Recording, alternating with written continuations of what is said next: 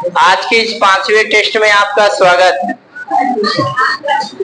देखिए, आज थोड़ा सा विलंब हो गया, थोड़ी सी समस्या। मैं थोड़ा समय का बहुत पक्का हूं।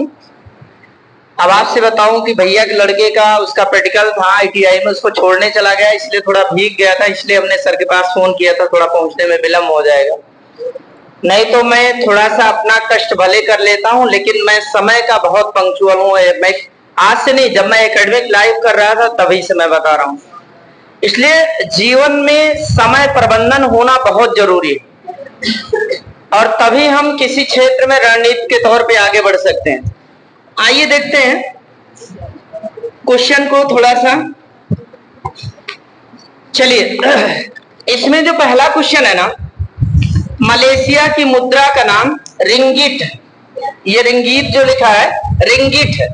मलेशिया की मुद्रा का नाम रिंगिट, रिंगिट ये कहां की है? मलेशिया। अच्छा, मलेशिया की अगर बात करेंगे तो ये रबड़ के उत्पादन में दूसरा स्थान, रबड़ के उत्पादन में थाईलैंड के बाद दूसरा स्थान, जबकि टिन के उत्पादन में पहला स्थान रखता है। टिन के उत्पादन में मलेशिया पहला स्थान रखता है। और जैसे दो चार मुद्रा का नाम पूछ ले, अगर आपसे पूछे कि फिलीपींस की मुद्रा का नाम क्या है? पीसो है। बांग्लादेश की मुद्रा का नाम टका है। भूटान की मुद्रा का नाम नेगोस्ट्रम। रेमनबी या युआन कहाँ की मुद्रा है? चीन की। इसके अलावा अगर आपसे कहें कि रूबल कहाँ की मुद्रा है? रूस की। रूबल कहाँ की है? रूस की। और एन कहाँ की मुद्रा है? जापान की। एन कहाँ की? जापान। और इसके बाद में बाहत कहाँ की मुद्रा है? थाईलैंड। और अभी कल वाले टेस्ट में हम लोगों ने लिखा था मनत, अजरबैजान की। मनत कहाँ की है? अजरबैजान। और अजरबैजान की राजधानी बाकू। चलिए अगले प्रश्न पे बढ़ते हैं। बंगाल में स्वदेशी आंदोलन के दौरान बनाए गए तिरंगे झंडे में कौन से रंग थे? लाल, हरा, पीला। उस समय कौन सा था? लाल, हरा, पीला। एक प्रश्न पूछा जाता, मूल रंग किसे कहा जाता है? मूल रंग लाहनी, लाल, हरा, नीला। याद रखिएगा, जो कलर टीवी होती ना, उसमें यही तीन रंग प्रयोग किया जाता है, लाल, हरा, नीला। साइड में हम लोग क्या कह सकते हैं? लहनी। ये प्राथमिक रंग या मूल रंग के नाम से इन्हें जाना जाता है। अच्छा, आकाश का रंग कैसा दिखाई देता है? नीला। किसके कारण? परिकिरणन के कारण। अच्छा, तारे हमें टिमटिमाते हुए नजर आते हैं, क्यों? अपवर्तन के कारण। सूर्य उदय होने के पूर्व और अस्त होने के बाद हमें लाल दिखाई देता है, किसके कारण? परिकिरणन के कारण। किसके कारण? अच्छा, जैसे मान लीजिए मारीचिका का बनना पूर्ण आंतरिक परावर्तन। और एक आध उदाहरण बताओ पूर्ण आंतरिक परावर्तन का। जैसे हाँ, रोड, अरे वो है यार भैया, मारीचिका बनना। मारीचिका 3 स्थानों पे बनती है। एक मई जून के महीने में हर रोड पर नहीं, तारकोल वाली सड़क पे लगेगा, 50 मीटर आगे पानी भरा है। और यही हमें रेत में भी दिखाई देता है, बालू में। और यही जहां ज्यादा बर्फीला होता है वहां भी दिखाई देता। ये आपका प्रकाशिक तंतु, ये भी पूर्ण आंतरिक उदाहरण है। ऑप्टिकल फाइबर, ये भी पूर्ण आंतरिक परावर्तन का उदाहरण है। और देखो, जब कांच चटक जाता है ना, उसमें दरार आ जाती है, जो चमकता है, वो भी पूर्ण आंतरिक परावर्तन का उदाहरण है। और जल में पड़ी हुई परख नली का चमकना, ये भी पूर्ण आंतरिक परावर्तन का उदाहरण है। आगे देखेंगे, हाँ, हीरा का चमकना, ये भी पूर्ण आंतरिक परावर्तन का उदाहरण। दक्षिण अफ्रीका से वापस लौटने के पश्चात गांधी जी ने फरवरी 1916 में सार्वजनिक पहली जो ये पहला इनका संबोधन हुआ था, ये रेलवे में क्वेश्चन कई बार आ चुका है। गांधी जी जब दक्षिण अफ्रीका में आए तो इनका पहला भाषण कहाँ हुआ? काशी हिंदू विश्वविद्यालय में। कहाँ? बनारस हिंदू विश्वविद्यालय में। जब 1915 में ये दक्षिण अफ्रीका से भारत आए, कब आए? 9 जनवरी 1915। और यही कारण है कि 9 जनवरी को प्रवासी भारतीय दिवस के रूप में मनाया जाता है। और इनके गुरु कौन थे? गोपाल कृष्ण गोखले। और उन्हीं के ही कहने पर इन्होंने पहले पूरे भारत का भ्रमण किया था। तब इन्होंने चंपारण सत्याग्रह और उसके बाद असहयोग आंदोलन प्रारंभ किया था। किसने? गांधी जी। अच्छा, गांधी जी जब दक्षिण अफ्रीका में थे तो वहां पर वो किससे ज्यादा प्रभावित हुए थे? उनका नाम क्या है? चलो आपको क्लू दे दे रहे, नेल्सन मंडेला। अरे नेल्सन मंडेला बात की है ना। उनका नाम क्या है जिनकी पुस्तक है war and piece? Leo Tolstoy. पुस्तक बहुत पूछी जाती भैया। दक्षिण अफ्रीका में गांधी जी किससे प्रभावित थे? लियो टॉलस्टॉय। और इनकी पुस्तक का नाम वार एंड पीस है। किसकी? लियो टॉलस्टॉय की, ना कि गांधी जी, समझना। अच्छा, एक प्रश्न और कि गांधी जी द्वारा सर्वप्रथम सत्याग्रह आंदोलन कहां चलाया गया था? दक्षिण अफ्रीका में, लगभग 1906 में। और भारत में कहे कि भारत में इनके द्वारा जो चलाया गया सत्याग्रह आंदोलन है ये 1917 का चंपारण सत्याग्रह आंदोलन। और गांधी जी पहली बार किस आंदोलन में 21 दिन के लिए लगभग भूख हड़ताल पर गए थे? अहमदाबाद मजदूर मिल। चूंकि वहां मिल मालिक चाहत रहे कि खाली इनके वेतन और भत्ते में 20% वृद्धि करें, जबकि मजदूर लोग चाह रहे थे कितना? 50% वृद्धि। चूंकि वहां प्लेग जैसी बीमारी फैल गई थी गुजरात में, अहमदाबाद में, और यही कारण था। इसके बाद लेकिन जब गांधी जी इस आंदोलन में आए तो सहमति बनी 35%। कितने की? 35%। और आगे जैसा कि हम लोग जानते हैं, अच्छा कौन बताएगा पहली बार प्रवासी भारतीय सम्मेलन कब और कहां? पहली बार प्रवासी भारतीय सम्मेलन कब और कहां? 2003 नई दिल्ली। 2003 नई दिल्ली में। और सबसे लास्ट में जो प्रवासी भारतीय सम्मेलन हुआ 17वें क्रमांक का इंदौर में हुआ। 17वें क्रमांक का कहां हुआ? इंदौर में, 2023 में। और उससे पहले 2021 में नई दिल्ली में हुआ था। और उससे पहले 2019 में वाराणसी में। क्योंकि ये प्रवासी भारतीय सम्मेलन का आयोजन प्रत्येक 2 वर्ष में किया जाता है। कितने वर्ष में? प्रत्येक 2 वर्ष में। और कोई एक रिपोर्ट आती है प्रत्येक 2 वर्ष में, वन रिपोर्ट। वन रिपोर्ट भी प्रत्येक 2 वर्षों में आती है। पहली बार वन रिपोर्ट कब आई? 1987, 1987 में आई। आगे बढ़ेंगे। अगला प्रश्न है, पुलकेशिन द्वितीय किस राजवंश से चालुक्य वंश का था? किस वंश का था? चालुक्य वंश का। और अगर आपसे कहें कि एक वंश है सातवाहन वंश, जिसका संस्थापक कौन है? सिमुक है। कौन है? और किसने शीशे की मुद्रा चलाई थी? सातवाहनों ने। अच्छा, गुलाम वंश का संस्थापक कौन है? कुतुबुद्दीन ऐबक। खिलजी वंश के कौन है?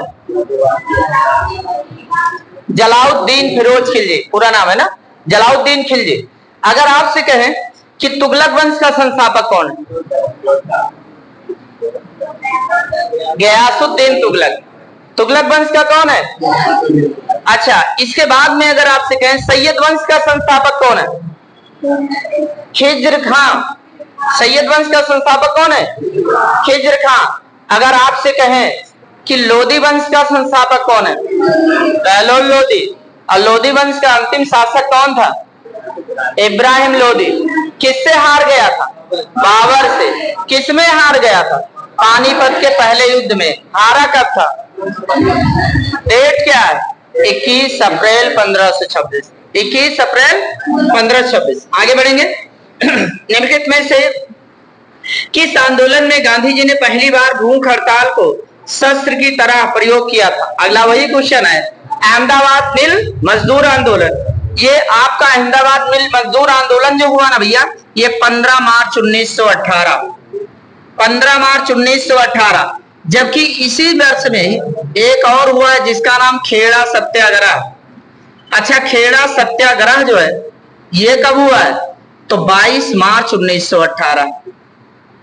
22 मार्च 1918। ये भी एक किसान आंदोलन था। और इसमें रौलट सत्याग्रह आप जानते हैं, रौलट कानून कब आया था? 19 मार्च 1919। और स्वदेशी आंदोलन कब चलाया गया? 7 अगस्त 1905। 7 अगस्त 1905 बंगाल विभाजन के खिलाफ चलाया गया था स्वदेशी आंदोलन। और चंपारण सत्याग्रह जिसकी बात हो गई कब? 1917। 1917 चंपारण कहाँ है? बिहार में। अच्छा, एकर बिहार से समस्या के लेके आवारा गांधी जी से बताइए। राजकुमार शुक्ला। अच्छा बताए कब रहे हो, कहाँ? कौने अधिवेशन? लखनऊ अधिवेशन हुआ कब था? 1916 में। इसकी अध्यक्षता किसने किया था? अंबिका चरण मजूमदार। और राजकुमार शुक्ला सारी आप बीती जो दर्द था, जो सताए गए थे, सारी समस्याओं को बयान किया था। और फिर गांधी जी आए कहाँ? चंपारण बिहार। उनके साथ राजेंद्र प्रसाद और ये आपके कौन? राजकुमार शुक्ला, गांधी जी और एक व्यक्ति हैं जो सभी मिलकर के, और यह आंदोलन क्या होता है? सफल हो जाता। आगे देखा जाए, उस देश का नाम बताए जिसकी मुद्रा का नाम रुपया नहीं है। म्यांमार। म्यांमार की मुद्रा का नाम क्या था? बाकी और जितने पड़ोसी देश है ना, इन सब की मुद्रा का नाम क्या है? रुपया। अच्छा, नेपाल की राजधानी काठमांडू। श्रीलंका की जयवर्धनेपुरा। जयवर्धनेपुरा। और पाकिस्तान की इस्लामाबाद। अच्छा, एकर पहले पाकिस्तान की राजधानी कहाँ रही? कराची थी। क्या थी? अच्छा, जो लाहौर शहर वो किस नदी के किनारे? लाहौर। याद नहीं आया कांग्रेस अधिवेशन नेहरू जी का? रावी नदी के तट पर। किस तट पर? जबकि कराची शहर सिंधु नदी के तट पर है। अगर आपसे कहें सिडनी शहर डार्लिंग नदी के किनारे, पोटोमैक नदी के किनारे, पोटोमैक नदी के किनारे कौन? Washington DC. वाशिंगटन डीसी कौन सी नदी? पोटोमैक नदी। न्यूयॉर्क शहर हडसन नदी। और रोम शहर टाइबर नदी। और अगर कहें कि काहिरा शहर और खार्तूम शहर नील नदी के किनारे। और वियना शहर, ऑस्ट्रिया की राजधानी वियना शहर डैन्यूब नदी के किनारे। संघाई शहर यांग टीसी क्यांग नदी जो एशिया की सबसे लंबी नदी है। और लंदन शहर टेम्स नदी के किनारे। और इसके बाद में पेरिस शहर सीन नदी के किनारे। ये सारे शहर मुख्यतः नदियों के किनारे स्थित। चलिए आप हमको बताएंगे, भारत का एक शहर लुधियाना है, किस नदी के किनारे? समझ रहे थे? आप अटकेंगे जरूर, इसीलिए मैंने चुना ही ऐसे। लुधियाना शहर सतलज नदी के किनारे। कौन सी नदी? सतलज नदी के किनारे लुधियाना शहर है। आया हुआ क्वेश्चन कई बार है भैया। और जम्मू शहर, जम्मू शहर चिनाव नदी। श्रीनगर शहर झेलम नदी। याद रखना, जम्मू शहर चिनाव नदी और श्रीनगर शहर झेलम नदी के किनारे। जैसे कि दिल्ली, आगरा, मथुरा तीनों यमुना नदी। गाजियाबाद हिड्डन नदी, गाजियाबाद। विजयवाड़ा शहर कृष्णा नदी। और अमरावती शहर कृष्णा नदी। और आपका मदुरई शहर अभी कल ही का क्वेश्चन है, वैगई नदी। और इसके बाद में नासिक शहर गोदावरी नदी के तट पर। और शिप्रा नदी के तट पर। उज्जैन शहर, हरिद्वार शहर गंगा नदी के तट पर। इसके अलावा अगर आपसे बात करें तो प्रतापगढ़ सई नदी, प्रतापगढ़ सई नदी, लखनऊ गोमती नदी। और अपने घर वाला तो जान ही रहे है ना, सरयू नदी। चलिए आगे बढ़ते हैं भैया। आगे देखा जाए, विश्व ओजोन परत दिवस मनाया जाता है 16 सितंबर। याद रखिए, बहुत महत्वपूर्ण है। विश्व ओजोन परत दिवस 16 सितंबर को मनाया जाता है क्योंकि 16 सितंबर 1987 को मॉन्ट्रियल प्रोटोकॉल हुआ था। Montreal protocol. और मॉन्ट्रियल प्रोटोकॉल जो हुआ था, ये हुआ कहां था भैया? मॉन्ट्रियल प्रोटोकॉल कनाडा में। कहां पे हुआ था? कनाडा में। और विश्व की सबसे बड़ी अखबारी कागज की फैक्ट्री या मिल मॉन्ट्रियल, ये कनाडा में स्थित। ओजोन परत के क्षरण का पता धरती पर लगा कहां? अंटार्कटिका पर। जिसे सिंपल सा प्रश्न अंटार्कटिका लेकर के पूछता है, और या तो पूछता है पृथ्वी के दक्षिणी ध्रुव पर। पृथ्वी के कहां?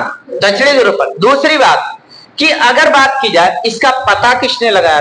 डॉक्टर फोरमैन ने। इसकी मापक इकाई क्या? डाप्सन है। इसकी मापक इकाई क्या? डाप्सन। और O3 जो है ना, एक विशेष प्रकार की ऑक्सीजन होती। ओजोन O3 एक विशेष प्रकार की ऑक्सीजन है जो कि पृथ्वी के समताप मंडल में पाई जाती है। किस मंडल में? आगे चल करके अगर मान लीजिए SI का पेपर दिए तो उसमें पूछा जाता है कि इसकी ऊंचाई कितने से कितने सघनता पाई जाती है। 15 से 35 किलोमीटर तक सघनता पाई जाती है। सबसे ज्यादा जो क्षति पहुंचाने वाली गैस है CFC है, क्लोरोफ्लोरोकार्बन, सबसे ज्यादा क्षति पहुंचाती है। फिर CO2 है, फिर आपका मीथेन है, तमाम गैसें हैं, जलवाष्प है, ये सारी गैसें नुकसान पहुंचाती हैं। अच्छा, अगर इस पर ओजोन परत ना पाई जाती तो हमें कौन सी बीमारी हो जाती? त्वचा कैंसर। और इसीलिए जो अल्ट्रावायलेट C किरण है, कभी कभी ABCD ऐसा कर देता, अल्ट्रावायलेट C किरणों से हमारी रक्षा करती हैं। और यही कारण है कि पृथ्वी का सुरक्षा कवच किसे कहा जाता है? ओजोन परत। पृथ्वी का सुरक्षा वाल्व किसे कहा जाता है? वल्केनो को, ज्वालामुखी को। पृथ्वी का फेफड़ा किसे कहा जाता है? अमेजन के वर्षावन को। और पृथ्वी का गुर्दा किसे कहा जाता है? जो आर्द्र भूमि। और इस समय भारत में वर्तमान में जो आर्द्र भूमियां हैं इनकी संख्या 82 हो गई। अभी लास्ट में नागा और नकटी को बिहार की 2 आर्द्र भूमियां शामिल की गई।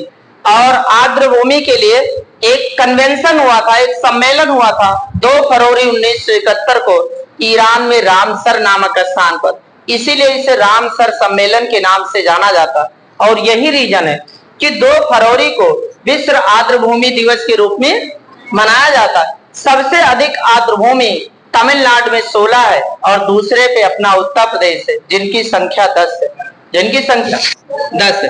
आगे चलेंगे। अगला, निम्नलिखित में से किसने सबसे पहले आजाद हिंद फौज के गठन की कल्पना? मोहन सिंह।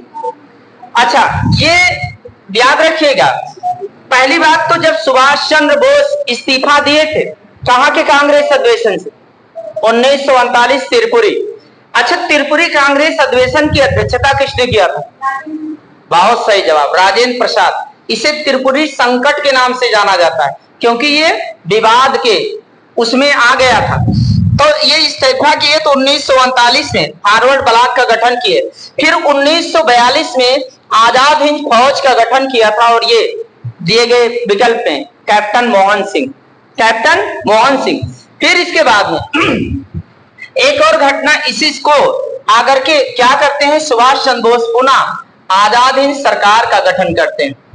आजाद हिंद सरकार का गठन करते हैं और आजाद हिंद सरकार का जो गठन करते हैं ना, 21 अक्टूबर 1943, डेट बहुत महत्वपूर्ण है, 21 अक्टूबर 1943 को करते हैं आजाद हिंद सरकार का गठन। किसके द्वारा? सुभाष चंद्र बोस के द्वारा किया जाता है। इसके बाद आजाद हिंद फौज के बाद आजाद हिंद सरकार जो बनता है वो 21 अक्टूबर 1943, जबकि आजाद हिंद फौज जो बनता है 1942।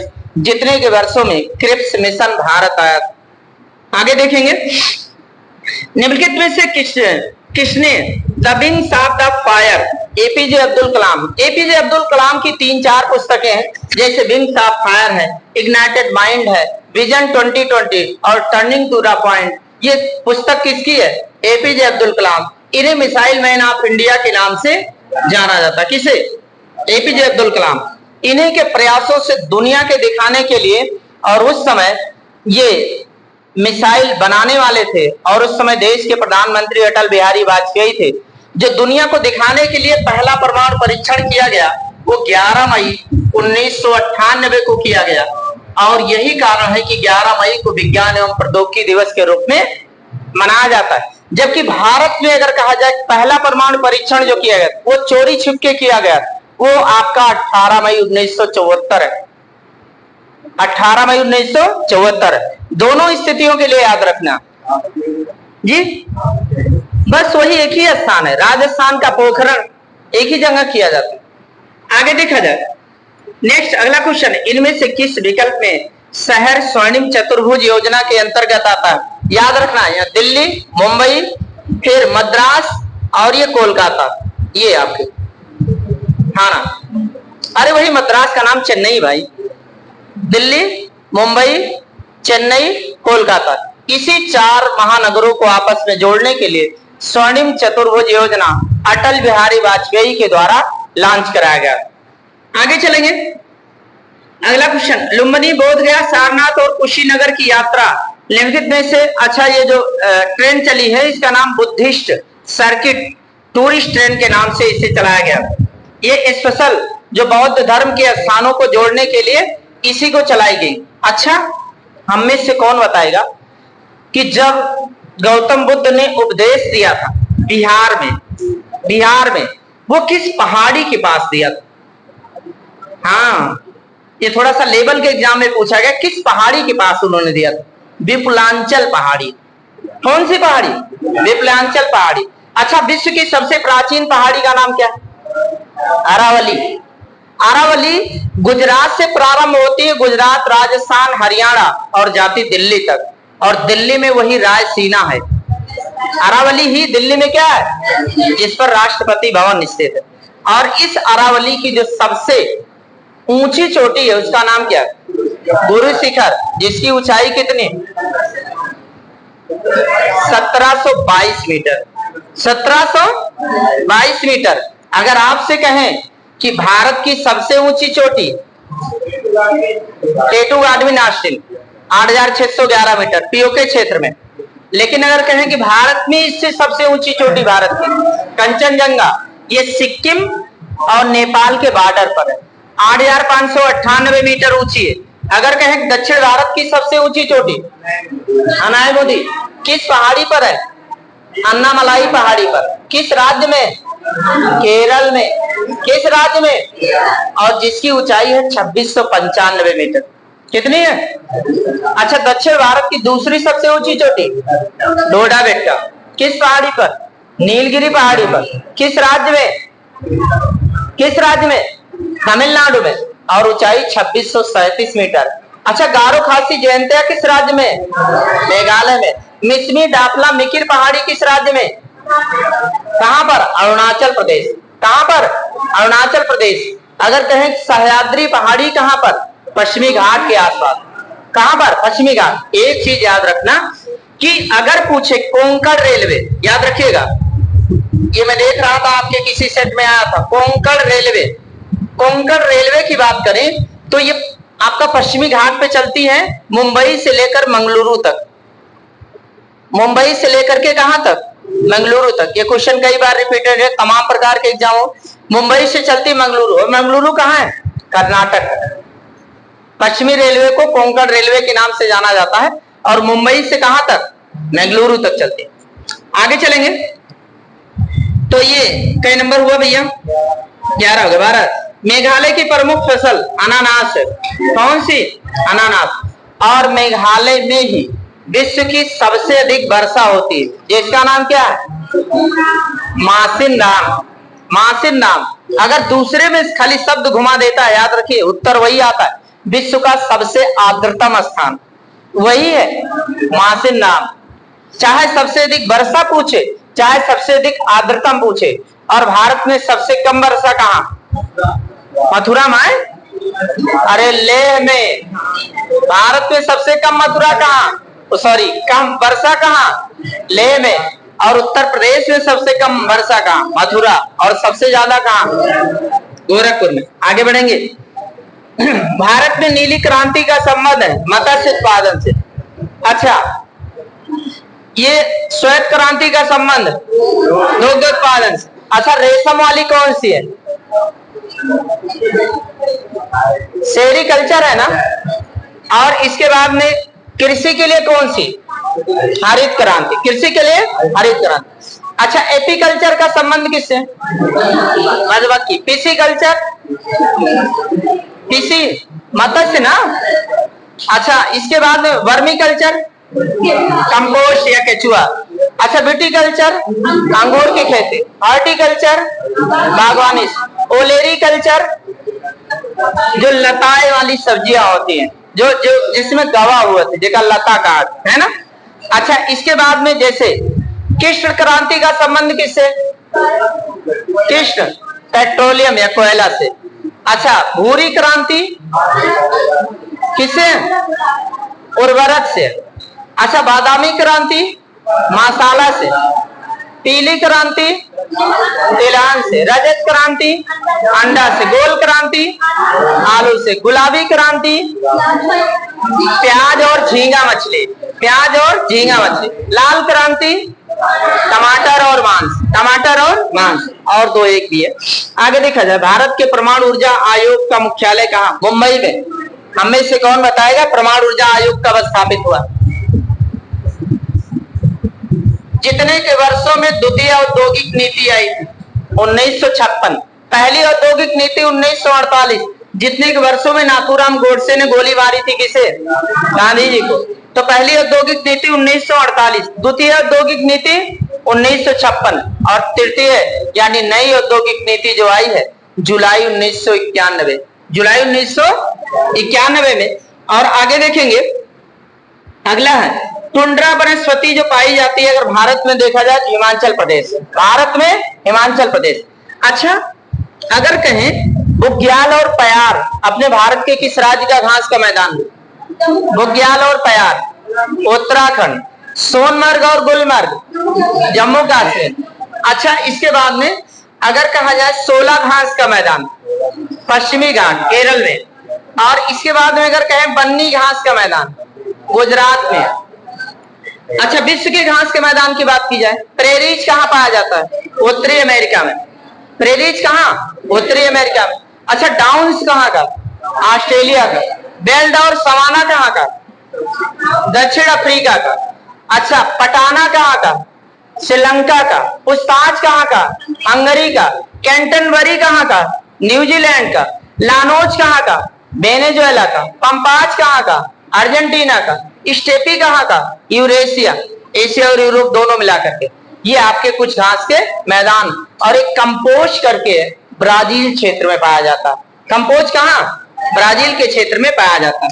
और आगे देखेंगे भैया, तो आपका किस अभिक्रिया द्वारा पौधों में ऑक्सीजन बाहरी वातावरण से प्राप्त होता है? विसरण है। कौन सी है? विसरण। अच्छा, दो चीज बताओ, जो पौधे होते हैं ना, ये जो जल ग्रहण करते हैं कौन सी क्रिया? पौधे जो जल ग्रहण करते हैं जाइलम क्रिया द्वारा।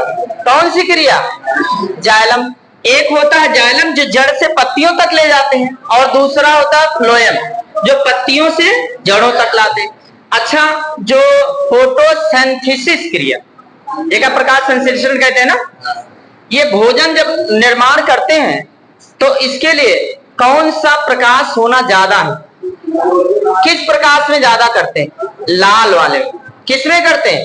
सूर्य का प्रकाश और ये आपका कार्बन डाइऑक्साइड और इस सब का होना जरूरी, तभी प्रकाश संश्लेषण क्रिया बन पाती है। अच्छा, पौधों की पत्तियां किसके कारण लाल होती है? अरे सॉरी, हरी होती है। किसके कारण हरी होती है? क्लोरोफिल के कारण। और उसकी हरियाली के लिए कौन सा तत्व आवश्यक है? मैग्नीशियम। दोनों बातें पूछी गई। किसके कारण पेड़ की पत्तियां हरी होती हैं? क्लोरोफिल के कारण। और उसके लिए उपस्थित कौन सा तत्व आवश्यक है? मैग्नीशियम के कारण। चलिए आगे देखा जाए। अगला भैया क्वेश्चन की बात करें, ऑक्सीजन है एक एंजाइम के रूप में काउंट किया जाता है। किस रूप में? और वायुमंडल में कितना % पाया जाता है? लगभग 21%। अरे 20.9 है, लेकिन 21 मान लिया जाता है। अच्छा, इसे प्राण वायु भी कहा जाता है। अगर ऑक्सीजन ना हो तो हम आग जला नहीं सकते। ऑक्सीजन ना हो तो हम आग जला नहीं सकते।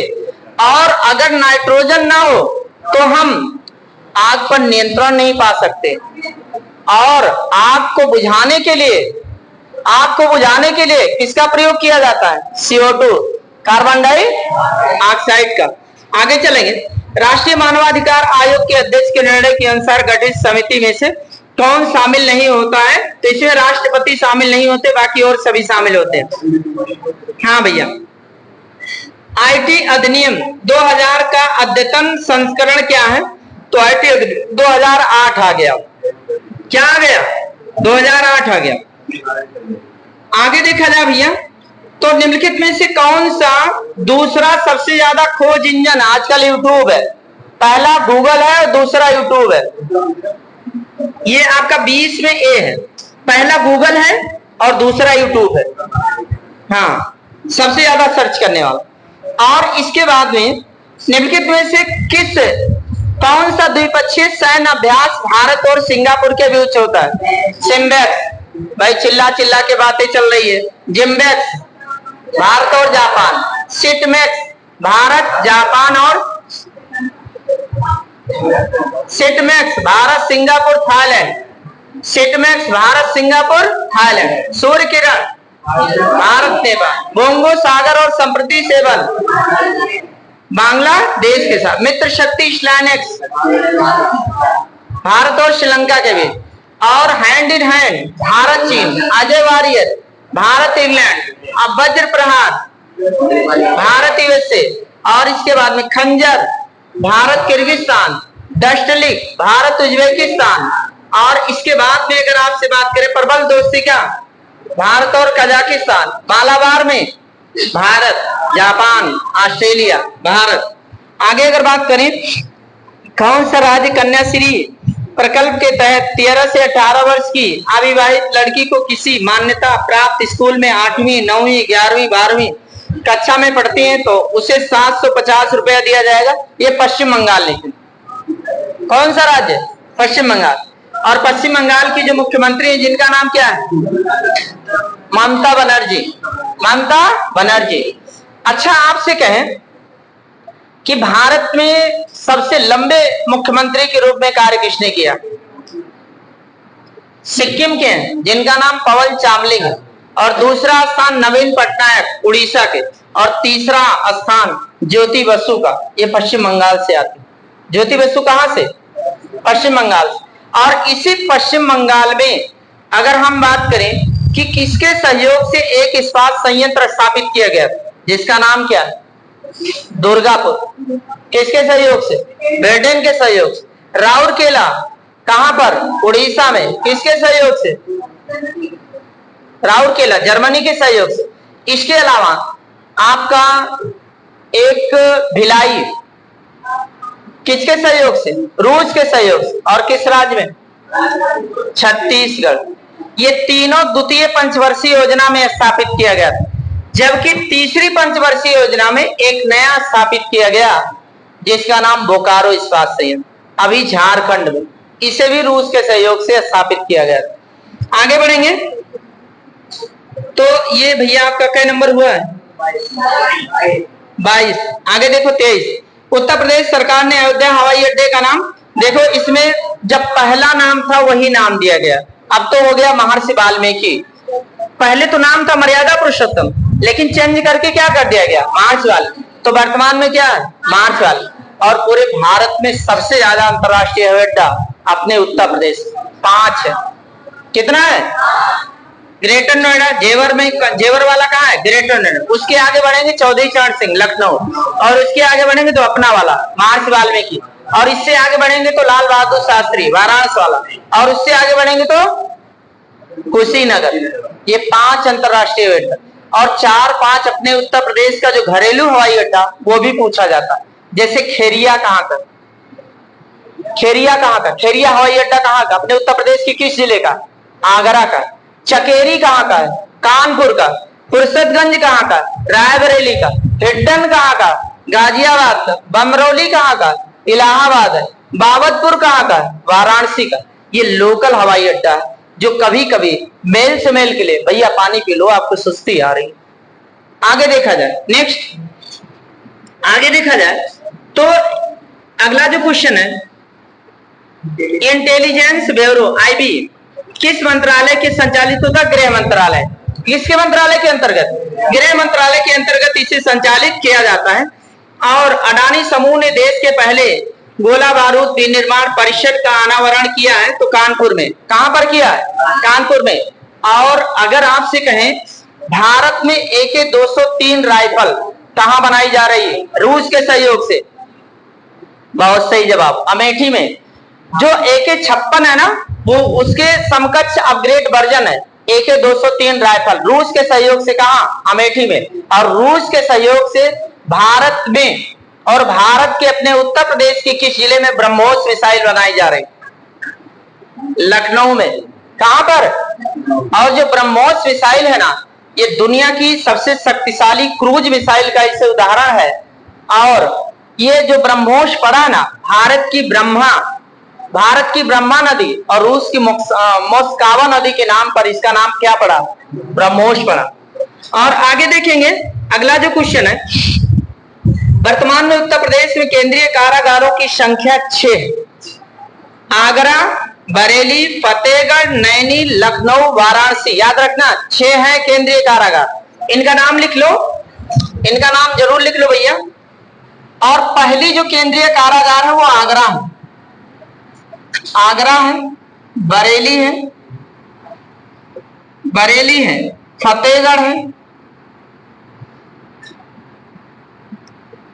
फतेहगढ़ है, नैनी इलाहाबाद, प्रयागराज, नैनी है, लखनऊ है और वाराणसी।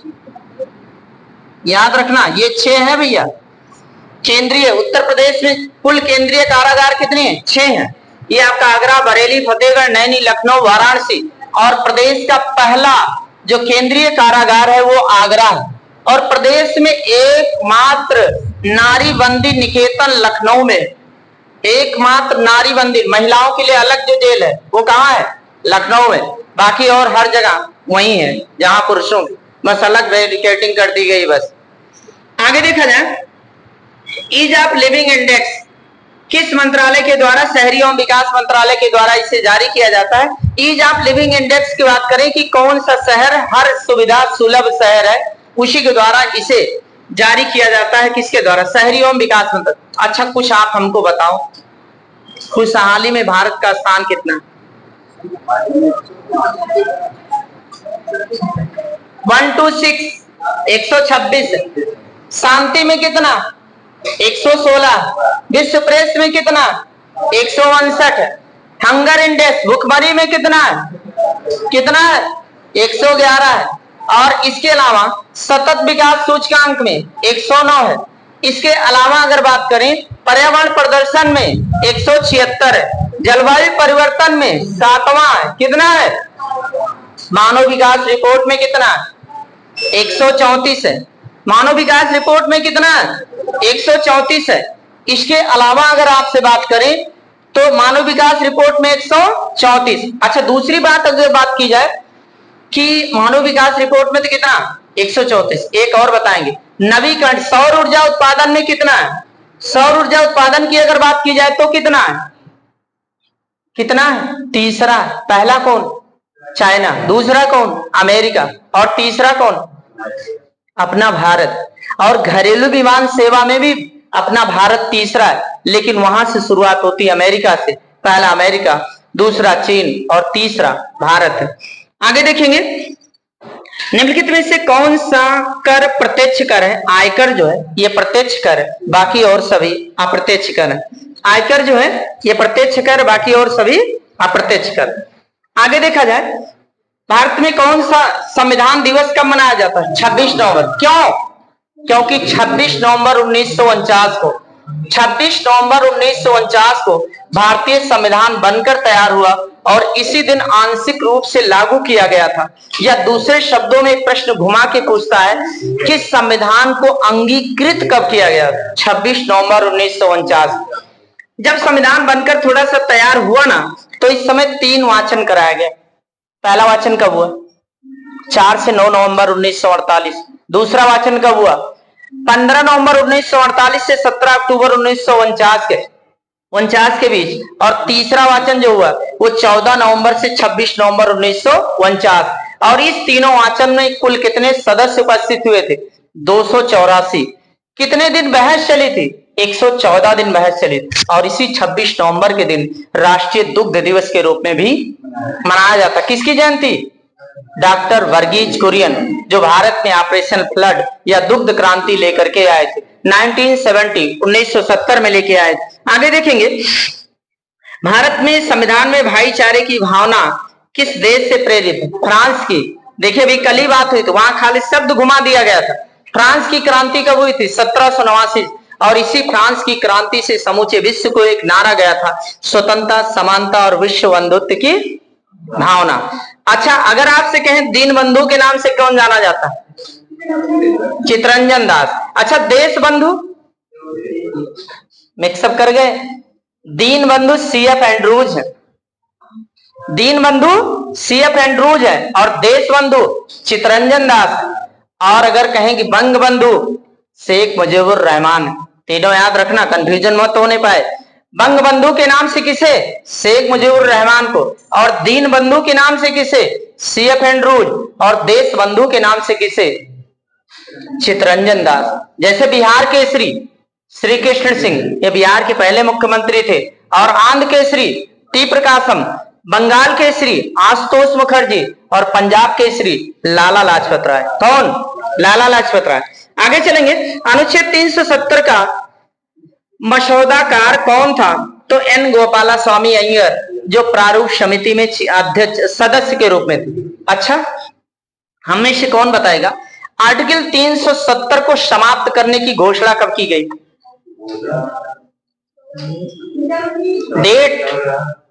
और उसी तारीख को जस्ट अगले साल अयोध्या राम मंदिर का भूमि पूजन हुआ था। 5 अगस्त, बहुत सही जवाब। 5 अगस्त 2019 को धारा 370 को जम्मू कश्मीर से समाप्त कर दिया गया और 5 अगस्त 2020 को अयोध्या राम मंदिर का भूमि पूजन कराया गया था। और उसके जस्ट एक साल बाद यानी 5 अगस्त को 2-3 पदक आए थे उसी दिन 2021, जब टोक्यो ओलंपिक चल रहा था। जब टोक्यो, एक आपको थोड़ा सा ओलंपिक के बारे में प्रीवियस बारे में बताएंगे। पदक तो आपसे पूछा नहीं जाएगा क्योंकि लेटेस्ट आ गया, इधर 6 पदक मिले, ये नहीं पूछा जाएगा। लेकिन आपका पहले से ध्वजवाहक था जो शुभंकर था, ये एक बार और फिर से पूरा ओलंपिक आपको शुरू से आखिरी पूरा बता देंगे। आगे देखेंगे, भारत के पश्चिम में कौन सा समुद्र स्थित है? अरब सागर, है ना? कौन सा? अरब सागर। जैसे ये देखिए, ये आपका भारत हो गया ना, पूरा भारत नहीं बना रहे, ये दक्षिण वाला भारत, तो ये पश्चिम है और ये पूरब। तो पूरब में ये बंगाल की खाड़ी और इधर आपका अरब सागर। अच्छा, यहाँ पर ये वाला जो पूरब वाला नीचे वाला भाग है, इसे कोरोमंडल कहा जाता है। क्या कहा जाता है? कोरोमंडल। और ऊपर वाला उत्तरी सरकार, और ये वाला, ये नीचे वाला मालाबार, और ऊपर वाला कोंकण तट, और बीच में जो कर्नाटक और गोवा है, इसे मंगलुरु तट के नाम से जाना जाता है। किस नाम से? मंगलुरु तट के नाम से जाना जाता है। और प्रसिद्ध संस्कृत नाटक स्वप्नवास दत्तम किसने लिखा? भास ने। किसने लिखा? भास ने। जयदेव की रचना क्या? गीत गोविंद। और शूद्रक की मृक्ष कटिकम, मृक्ष कटिकम। कालिदास की 5 रचना भी कल ही बात हुई थी। अभिज्ञान शाकुंतलम, विक्रमोर्वशीयम, ऋतु संहारम, कुमार संभवम और रघुवंश महाकाव्यम। आगे देखा जाए, भारत द्वारा अपनाया गया GST का दोहरा मॉडल वहीं से लिया गया। कहां से? कनाडा से। क्योंकि भारत ने मॉडल कहां से अपनाया? कनाडा से। अच्छा, GST कैसा कर है? अप्रत्यक्ष कर। समिति कौन सी? केलकर समिति। अच्छा, इसके अलावा एक समिति कौन सी? चलैया समिति। एक केलकर और दूसरी चलैया। लेकिन जो GST के लिए सुझाव दी थी वो केलकर समिति। संविधान संशोधन 101। और आगे अगर कहा जाए, सत्य शोधक समाज के संस्थापक कौन? ज्योतिबा फुले। ब्रह्म समाज के कौन? राजा राम मोहन। आदि ब्रह्म समाज के कौन? देवेंद्र नाथ टैगोर। और भारतीय ब्रह्म समाज के कौन? केशव चंद्र सेन। वेद समाज के कौन? केशव चंद्र सेन। आत्मीय सभा के कौन? राजा राम मोहन राय। और वेदांत कॉलेज के कौन? राजा राम मोहन। बेलूर मठ के कौन? विवेकानंद। और रामकृष्ण मिशन के विवेकानंद। थियोसोफिकल सोसाइटी के मैडम ब्लाटवस्की एवं कर्नल ललकार। प्रार्थना समाज के आत्माराम पांडुरंग। आत्माराम पांडुरंग। और इसके अलावा अगर बात की जाए तो होम रूल लीग के एनी बेसेंट और तिलक, एनी बेसेंट और तिलक, बाकी और भी है। आगे देखा जाए, भारत के संविधान में कौन समान नागरिक संहिता के लिए जाना जाता है? आर्टिकल नहीं पूछा आपसे, भाग पूछा, तो नीति निर्देशक तत्व किसमें जाएगा? भाग 4 में। क्योंकि आर्टिकल 44 में क्या मिलता है? नागरिकों के लिए समान सिविल संहिता। एक प्रश्न आपसे घुमा ले सकता है कि भारतीय संविधान के अनुसार किस राज्य में नागरिकों के लिए समान सिविल संहिता लागू की गई? उत्तराखंड। गोवा में जो है ना, ये भारत की देन नहीं, ये पुर्तगालियों की देन है। जो नागरिकों के लिए समान सिविल संहिता आर्टिकल 44 कहां? गोवा में, ये पुर्तगालियों की देन है। लेकिन भारतीय संविधान के अनुसार पूछ ले तो कहां हो जाएगा? उत्तराखंड। अभी 2-4 महीने पहले ही वहां। और आगे देखा जाए, किस अनुच्छेद के अनुसार वैध कारणों के आधार पर राज्यों में राष्ट्रपति शासन को लागू किया जा सकता? 356। किसके तहत है? 356। और ये तभी लागू होता है जब किसी राज्य की शासन व्यवस्था का संचालन संविधान के नियमानुसार नहीं चलता है। ऐसी स्थिति में राज्यपाल राष्ट्रपति से राष्ट्रपति शासन लगाने की सिफारिश करता है। और भारत में सबसे पहले जो लगा 1951 में, 1951 में पंजाब में लगा। सबसे अधिक बार 10 बार अपने उत्तर प्रदेश में लगा। और सबसे लंबे समय तक कहां? जम्मू कश्मीर। वहां 3 साल से अधिक वो अपवाद है। लेकिन एक प्रश्न पूछा जाता है कि अधिकतम कितने समय के लिए राष्ट्रपति शासन लग सकता है? 3 वर्ष। याद रखना, कितने समय के लिए? 3 महीने के लिए 3 वर्ष के लिए लग सकता है। और अगला, जल्लीकट्टू युद्ध, साड़ युद्ध है, कहाँ होता है? तमिलनाडु। ये आर्टिकल 356 है। अच्छा, पोंगल त्योहार कहाँ का? पोंगल कहाँ का? तमिलनाडु का। और ओणम कहाँ का? केरल का। अट्टूकल पोंगल कहाँ का? केरल का। और इसके बाद में अगर आपसे बात करें कि आपका महाराष्ट्र में जो एक फेस्टिवल मनाया जाता है, यहाँ उड़ी पर्व। और कौन? गणेश चतुर्थी। अरे एक और है, वो नहीं याद आ रहा भाई, नहीं याद आएगा भी। 2 बहुत अच्छा फेस्टिवल है। जैसे अगर कहें गिद्धा कहाँ का? पंजाब का। तमाशा कहाँ का? यही महाराष्ट्र। बहुत पूछा जाता है। तमाशा और लाउडी कहाँ का? महाराष्ट्र। अच्छा, यक्षगान कहाँ का? कर्नाटक। बाउल कहाँ का? बाउल कहाँ का? बाउल पश्चिम बंगाल। और एक आखिरी प्रश्न आपसे, युद्धा और मुखौटा कहाँ का लोक नृत्य? अरुणाचल प्रदेश। बहुत सही। आज के लिए इतना ही, धन्यवाद।